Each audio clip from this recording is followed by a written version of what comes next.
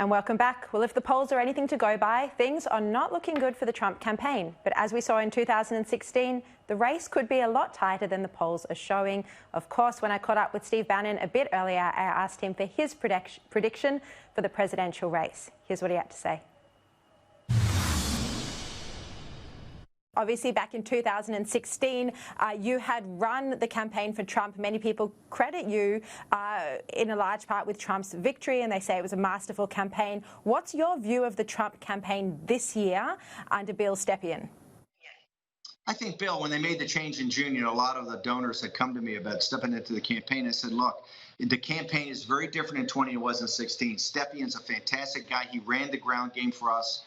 Three of my partners from the war room actually stepped into the campaign at the time. Jason Miller, my wingman, Greg Manns, who ran the war room, and Steve Cortez. So you've got a big war room influence, and I talk to those guys all the time. The campaign's been fine because the campaign really is very different when you're an incumbent and, they're really going on your record and what's your vision. So it's very different as an outsider. And I knew at the time I had to do things that you couldn't do in the campaign. Number one, this plot to steal the 2020 election. The biggest thing we got going on, and Sharri, you've been on the war room pandemic a number of times. We cover this thing very seriously. You're one of the most serious journalists in the world in covering this, and we try to have all voices on there. What the mainstream media did here in the United States was create a sense of hysteria. So they've traumatized the Democratic base. I saw that early on, and I knew that we're going to have to not just win on Election Day, but we're going to have to put together an entire team to hold the election. Because what's going to happen right now, it looks like this thing is so close, it's going to go on for weeks and weeks and weeks. That's where I knew I would be needed. Also, I thought there would be opportunities like this that would pop up that would need the assistance I can give Mayor Giuliani, and given that special, Steve Bannon, Darth Vader touch to things to give a little edge to them that would be needed in the closing days of the campaign. Well, Trump is even further behind in the polls now than he was in 2016. And of course, in 2016, everyone thought Hillary Clinton was going to win, but he is further behind in the polls now. Do you think seriously that Trump can win at this point? And if so, what is his pathway there? Here's the one thing in the polls. This is why I didn't step back into the campaign in June. You've got to look at who's going to vote on game day, who's going to actually vote on Election Day, or the real vote, versus these mail-in ballots. Remember, right now we could have anywhere from 50, 60, 70, 80 million mail-in ballots. They all have to be certified. So when you talk about polls, you got to find out with that poll who's actually going to go vote in a traditional election and who's going to use a mail-in vote. If you do it that way, it changes quite radically.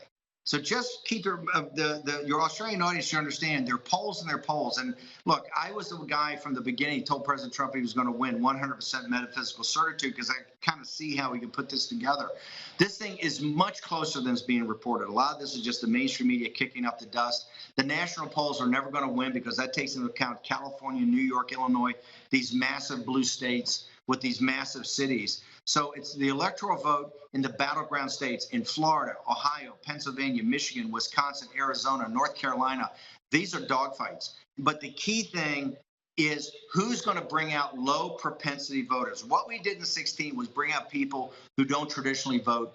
They voted for Trump. The whole recruiting process, and this is why Bill Stepien's head of the campaign. Stepien's specialty is ground game. Right now, this is not a philosophical debate, and it's not any persuasion. You're not going to persuade women in suburbs to suddenly love Trump, right? It's just not going to happen. You've got to get out your base, and you've got to get out low propensity voters. We've seen a massive turnout so far in this early voting, in the mail-in vote. I think up to now, right now, over 20 million people have voted already. They're expecting, we had 132 million, I think, voted in 2016. They're talking about maybe up to 150 million. I had kind of projected that early on in my analysis, that it'd be north of 150 million votes or close to it. It all depends on which group got out low propensity voters. I happen to think right now, a lot of this vote you see in the Democrats may be cannibalizing their game day vote. So we have to see. I would tell you, Australian audience, as it stands right now, this is much closer than being reported, but both sides have to close. I happen to believe that when the American people fully assess this information that's coming out on Joe Biden, and even though it's being blocked by mainstream media, it's being blocked by Twitter and Facebook, this is getting out. The Daily Mail's got it. Every news source has it up. All the websites have it up. It's what everybody's talking about. There's more horrific information to come out. Number one, on more financial information about their corruption. There's also a lot of information coming out about the depravity of these people. And I think that's going to shock people. So we'll have to see. I happen to think it's very close. President Trump's running a tough campaign. I think President Trump's going to win on Election Day. I think the Democrats are then going to fight with all these new rule changes and try to count all of these, uncertifiable ballots in the weeks after. I think we're going to have a huge fight. I think it's going to the Supreme Court. I actually believe if it's tight enough, it can actually get kicked into the House of Representatives in January. So I don't expect, as I see it right now, that this thing's going to get settled anytime soon. Look, finally, Steve Bannon, before I let you go, if the president doesn't get there this time, will it be his handling of the pandemic that has cost him the presidency? I think, first off, if the president, I don't think the president's going to lose. I think the president's going to win, but I'll make this prediction right now. If for any reason the election's stolen from him or in some sort of way Joe Biden's declared the winner, President Trump will announce that he's going to run for re-election in 2024. You're not going to see the end of Donald Trump.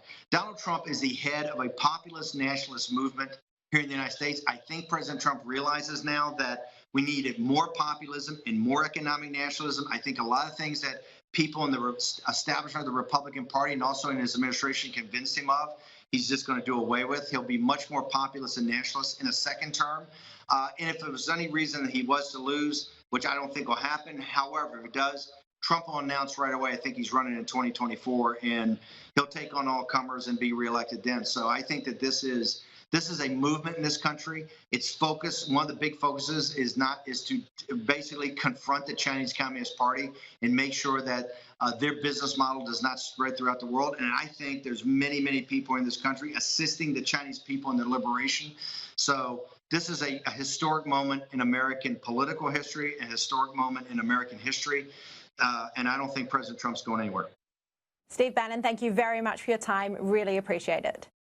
Sharri, thank you. And thank you so much for coming on our show. The American audience thinks you're amazing. All the breaking news you give us on the cutting edge out there in Australia. So we have a big Australian audience because you. We're really, really, really happy about it. Thank you so much.